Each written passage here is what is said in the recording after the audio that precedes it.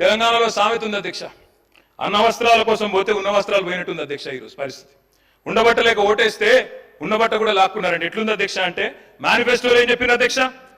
పెన్షన్లు పెంచుతాం, 2000 4000 చేస్తామన్నారు. ఏం చేస్తున్నారు అధ్యక్ష? ఈరోజు ఖమ్మం జిల్లాలో వారున్న జిల్లాలోనే లక్ష్మమ్మ అనే మహిళకు మొన్న ఆసరా పెన్షన్ రికవరీ పెట్టినారు అధ్యక్ష.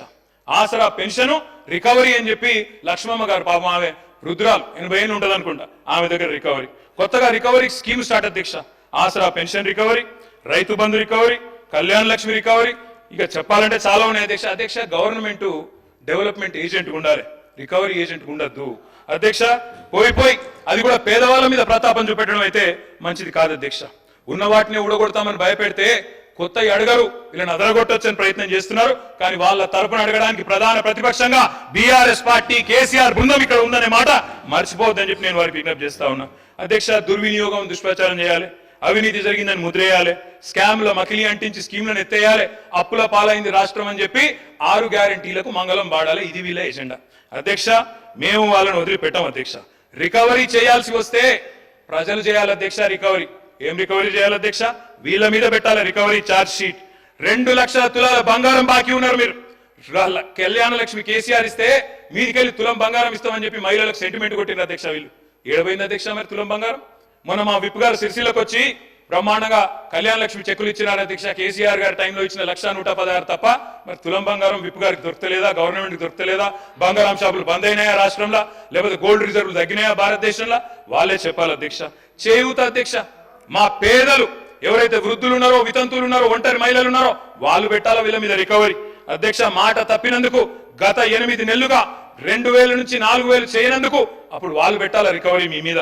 మహాలక్ష్మి మా ఆడబిడ్డలు 1,68,00,000 మంది ఎదురు చూస్తా ఉన్నారు. 18 ఏళ్ల పైబడ్డ ఆడబిడ్డలు నెలకు 2,500 ఇస్తామని చెప్పిన మాట వారందరూ ఎదురు చూస్తున్నారు. వాళ్ళు పెట్టాలా 8 నెలల రికవరీ మీ మీద అధ్యక్ష. మేము ఉత్తగానే ఆరోపణలు చేస్తలేం అధ్యక్ష. మీకు ఒక విషయం చూపెట్టాలి. ఇది గౌరవనీయులు భారత ప్రతిపక్ష నాయకులు రాహుల్ గాంధీ గారి ట్వీట్ అధ్యక్ష. వారు ఆనాడు ఎన్నికల సందర్భంగా అశోక్ నగర్కి వచ్చారు. వచ్చి వారు చెప్పారు అధ్యక్ష, ఇది వారి ట్వీట్, నేనేమి కల్పించట్లేదు, నేనేం చెప్పట్లేదు అధ్యక్ష. వారు 2 విషయాలు చెప్పారు. ఒకటేమో జాబ్ క్యాలెండర్ మొదటి సంవత్సరంలోనే 2 లక్షల ఉద్యోగాలు, ఇది రాహుల్ గాంధీ గ్యారంటీ అని చెప్పి ఒక ట్వీట్. తెలుగులో చేశారు, మనకు అర్థం కాదనుకొని తెలుగులో చేశారు అధ్యక్ష. తెలంగాణలో కాంగ్రెస్ ప్రభుత్వం ఏర్పడిన ఏడాది లోపే 2 లక్షల నియామకాలను పూర్తి చేసి యువతకిచ్చిన మాట నిలబెట్టుకుంటాం. ఇది కాంగ్రెస్ నాయకులు పెద్దలు రాహుల్ గాంధీ గారు చేసిన ట్వీట్ అధ్యక్ష. యువతకిచ్చిన నేను వారికి పంపిస్తా ఉన్నాను తమ ద్వారా అధ్యక్ష. నేను అడుగుతా ఉన్నా అధ్యక్ష, నిజంగా కూడా రాహుల్ గాంధీ గారి ట్వీట్ చూసిన తర్వాత, వీళ్ళ నిర్వాహకం చూసిన తర్వాత, ఆ జోసెఫ్ గోబెల్స్ అని ఒక ఆయన ఉంటుండేన అధ్యక్ష, ఎవరు ఆ జర్మనీలో, ఆయన గిన్న బతికుంటే అధ్యక్ష ఎవరు వీళ్ళు ఇంత టాలెంటెడ్ ఉన్నారు, వీళ్ళ దగ్గర ట్యూషన్ నేర్చుకుంటా అని పోతున్నారేమో సార్ వీళ్ళ దగ్గరికి. ఎందుకంటే ఇంత అద్భుతంగా అబద్ధాలు చెప్పొచ్చు అని మాకు తెలియదు సార్ అధ్యక్ష. 30,000 ఉద్యోగాలు ఇచ్చినామని చెప్పి బడ్జెట్ స్పీచ్ లో చెప్పారు అధ్యక్ష. 30,000 ఉద్యోగాలు. నేను అడుగుతా ఉన్నా అధ్యక్ష, 30,000 ఉద్యోగాలు ఎక్కడిచ్చారు సార్ అధ్యక్ష? ఐ రికమెండ్, నేను అక్కడ మొత్తం డేట్స్ ఉన్నాయి, నోటిఫికేషన్ ఎప్పుడు వచ్చింది, పరీక్ష ఎప్పుడు జరిగింది, మీరు ఎప్పుడు కాగితాలు ఇచ్చారు, డేట్లు ఉన్నాయి చెప్పమంటే చెప్తా అధ్యక్ష. డేట్ స్టాఫ్ నర్స్ ఉద్యోగాలకు నోటిఫికేషన్ ఇచ్చింది 20 డిసెంబర్ 2022, పరీక్ష పెట్టింది ఆగస్టు 23, సింగరేణి ఉద్యోగాలు నోటిఫికేషన్ వచ్చింది జూన్ 22, తుది పరీక్ష పెట్టింది సెప్టెంబర్ 22, పోలీస్ కానిస్టేబుల్ ఉద్యోగాలకు నోటిఫికేషన్ ఏప్రిల్ 22, ప్రిలిమ్ పరీక్ష ఆగస్టు 22, ఫిజికల్ టెస్ట్ జనవరి 23, మెయిన్ పరీక్ష ఏప్రిల్ 23. ఇవన్నీ కలిపి 30,000 ఉద్యోగాలు మేమిచ్చినాం అని కేసీఆర్ గవర్నమెంట్ లో పరీక్షలు పూర్తయ్యి మొత్తం జరిగిన తర్వాత ఇవాళ వచ్చి మీరు మేము ఉద్యోగాలు ఇస్తామని చెప్తున్నారు అధ్యక్ష. నేను వారిని ఒకటే అడుగుతా ఉన్నా అధ్యక్ష. 30,000 ఉద్యోగాలు ఇచ్చినామని చెప్పి బడ్జెట్ ప్రసంగంలో ప్రజలను తప్పుదోవ పట్టించినందుకు, తెలంగాణ యువతను తప్పుదోవ పట్టించినందుకు మీ మీద వేయాలి అధ్యక్ష ఛార్జ్ షీటు రికవరీ. ఇది కరెక్ట్ కాదు అధ్యక్ష. ఈ రకంగా యువతను తప్పుదోవ పట్టించడం అధ్యక్ష. జాబుల జాతర పెడతారని ఆశిస్తే అబద్ధాల జాతర నడుస్తోంది. ఇంట్లో ఉన్న క్యాలెండర్ ఇంకో 4 నెలలు అయితే అది కూడా మారిపోతుంది, అయిపోతుంది. కానీ కాంగ్రెస్ చెప్పిన జాబ్ క్యాలెండర్ మాత్రం అత్తలేదు పత్తలేదు అధ్యక్ష. నేను అడుగుతా ఉన్నా, ఈరోజు ఆ రోజు అశోక్ నగర్ కి ఉస్మానియా యూనివర్సిటీకి పరుగులు పెడుతూ పోయినారు. డిప్యూటీ సీఎం గారు నేను అడుగుతా ఉన్నా, అయ్యా డిప్యూటీ సీఎం గారు, మీరు నేను హౌస్ అడ్జన్ కాగానే పోదాం అధ్యక్ష, అశోక్ నగర్ కి పోదాం, మీ ముఖ్యమంత్రి గారు వస్తానంటే వారిని కూడా తీసుకొని పోదాం, సెక్యూరిటీ లేకుండా పోదాం, మంచిగా పర్సనల్ గా పోదాం.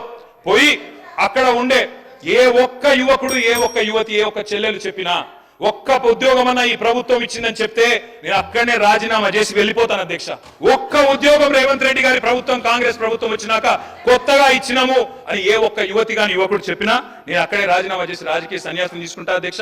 ఒక్కరు చెప్పినా నేను చెప్తా ఉన్నా అధ్యక్ష, అక్కడే సిటీ సెంట్రల్ లైబ్రరీలో ముఖ్యమంత్రి గారికి, ఉప ముఖ్యమంత్రి గారికి, మా పార్టీ తరఫున, తెలంగాణ యువత తరఫున 1,00,000 మందితో పౌర సన్మానం కూడా పెడతామని చెప్పి నేను చెప్తా ఉన్నా అధ్యక్ష. అధ్యక్ష ఈ రకంగా చెప్తాను అధ్యక్ష. 10 ఏళ్ళు కూడా ఏం చేసినామో చెప్తాను. ఇంత అద్భుతంగా అసెంబ్లీని పక్కదారి పట్టిస్తున్నారంటే ఆయన వాగ్దాటితోటి 10 ఏళ్లల్లా మరి గత తెలంగాణ ఉద్యమంలో ఇంటికో ఉద్యోగం ఇస్తామని చెప్పి మోసం చేసి మీరు ఉస్మానియా యూనివర్సిటీకి 10 ఏళ్లలో పోలేని పరిస్థితి తెచ్చుకున్నది మీరు. ఆయన చెప్పే ఉద్యోగాల కథ ఎట్లున్నదంటే కోట శ్రీనివాస్ గారి యొక్క కోడి కథ.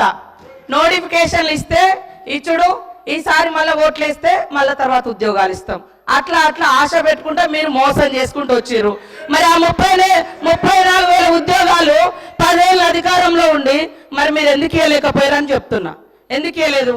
ఇంకొకటి, దాదాపుగా ఈ రోజు వరకు మా నోటీస్కి వచ్చింది డబుల్ పెన్షన్స్ అంటే సర్వీస్లో ఉండి రిటైర్డ్ అవ్వడమో లేదా వాళ్ళ కుటుంబానికి వచ్చేటువంటి 20,000, 1,00,000 ఇట్లాంటి పెన్షన్స్ తీసుకునే వాళ్ళు మీ హయాంలో దాదాపుగా ఇప్పటి వరకు మాకు వచ్చినాయి 5,600 లిస్టు.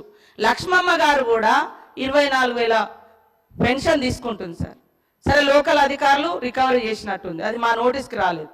ఆమె 24,000 పెన్షన్ తీసుకుంటుంది, ఇటు 2,000 పెన్షన్ కూడా తీసుకుంటుంది. ఇంకొకటి, వారు చెప్పారు ఉద్యోగులకు 2 పెన్షన్లు ఇస్తామని చెప్పారని. ఎస్, మీ ప్రభుత్వంలో రాగానే ఆశా వర్కర్లు కావచ్చు, అంగన్వాడీలు కావచ్చు, బస్ డ్రైవర్ల తల్లిదండ్రులు కావచ్చు, వాళ్ళ పెన్షన్ కూడా తీసేసారు. కానీ మీ నాయకుల కుటుంబాలు, వాళ్ళ తమ్ములు, అన్నలు వాళ్ళు తీసుకున్నారు కార్పొరేషన్ల పేరు మీద, వాళ్ళ కుటుంబంలో పెన్షన్ తీసుకున్నారు ఉద్యోగం వస్తుందని. కానీ వేరే చిరు ఉద్యోగుల యొక్క తల్లిదండ్రుల పెన్షన్ మాత్రం మీరు తీసేసారు సార్. కాబట్టి మీరు మాట్లాడేటప్పుడు వాస్తవాలు చూసుకోవాలి. ఇంకోటి మేము బాగా సంపద పంచినాం.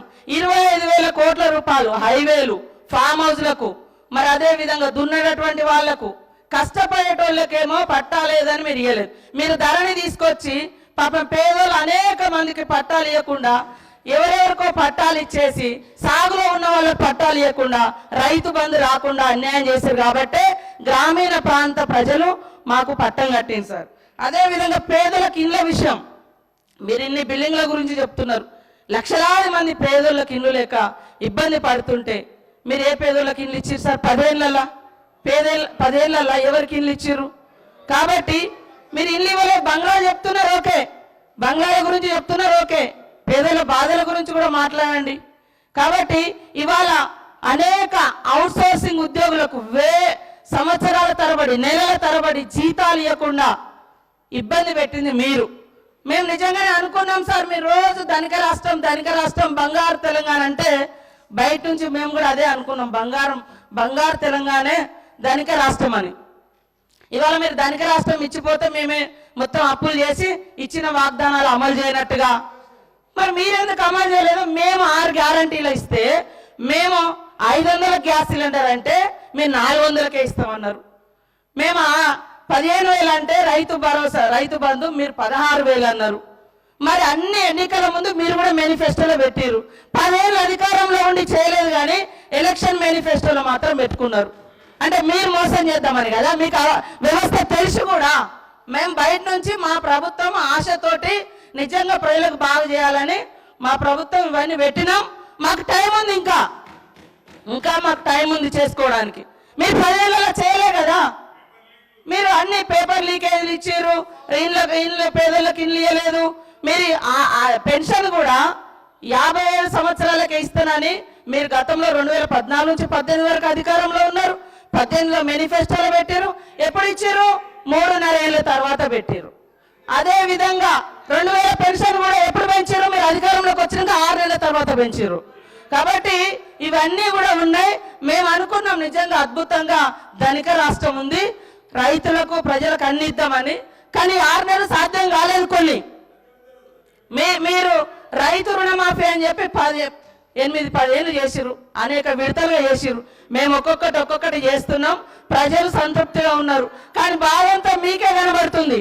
బాధ అంతా మీకే కనబడుతుంది. 3 నెలల ఎలక్షన్ కోరికే పోయింది సార్, అది కూడా తెలుసు. కానీ పదే పదే ఇవ్వలేదు. ఇవ్వకుండా మాకు ప్రజల బుద్ధి చెప్పేటప్పుడు చెప్తారు. ఖచ్చితంగా ఇచ్చిన మాటకు మేము కట్టుబడి ఉంటాం. కొద్దిగా ఓపికతో ఉండండి. మీరు కూడా చాలా చేయలేదు, కానీ మేము చేస్తాం.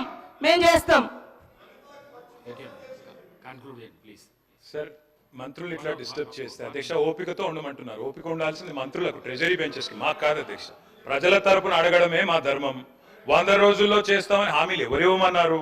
100 రోజుల గడువు ఎవరు పెట్టమన్నారు? మేము అడిగినామా, ప్రజలు అడిగినరా? మీరు ఓట్ల కోసం అడ్డగోలు మాటలు చెప్పి 100 రోజుల్లో అన్ని చేస్తామని బిల్డప్లు ఇచ్చి ఇలా అడిగితే కంగారు ఎందుకు పడుతున్నారు అధ్యక్ష? మాకు 5 ఏళ్ళు టైం ఉందంటున్నారు. మరి ఎలక్షన్ హామీలలో అట్లే చెప్పేది, 5 ఏళ్లలో చేస్తామని చెప్పేది ఉండే. 100 రోజుల్లో చేస్తామని ఎవరు చెప్పన్నారు? వారు చెప్పారు కాబట్టి చెప్తున్నారు అధ్యక్ష. వారు అన్నారు ఆసరా పెన్షన్లు. అవును అధ్యక్ష, మీరు మాకు 200 రూపాయల పెన్షన్ తో అప్పచెప్పిపోతే 2014 10 రెట్లు పెంచి 2000 చేసింది కేసీఆర్. ఆడపిల్లలకు పెళ్లిలకు మీరు ఒక్క పైసా ఇయ్యలే, 1,116 ఇచ్చింది కేసీఆర్. రైతులకు మీరు ఎన్నడూ ఒక్క పైస ఇయ్యలే. రైతులకు పెట్టుబడి భారతదేశంలో స్వాతంత్రం వచ్చిన తర్వాత మొట్టమొదటిసారి 72,000 కోట్ల రూపాయలు ఇచ్చింది కేసీఆర్. అధ్యక్ష, ఏమి చేయలేదని మాట్లాడితే మాకు అవకాశం ఏంటి, ఇంకో గంటన్నర చెప్తాం. మంత్రి గారు కాబట్టి వారు ఏమైనా చెప్పొచ్చు అనుకుంటే కుదరదు అధ్యక్ష. వారు అన్నారు ఉద్యోగాలన్నీ ఇచ్చారు. అధ్యక్ష, నేను మంత్రి గారికి చెప్తా ఉన్నాయి, నేను వారికి పంపిస్తాను. నాకు తెలుసు మీరు అడుగుతారని.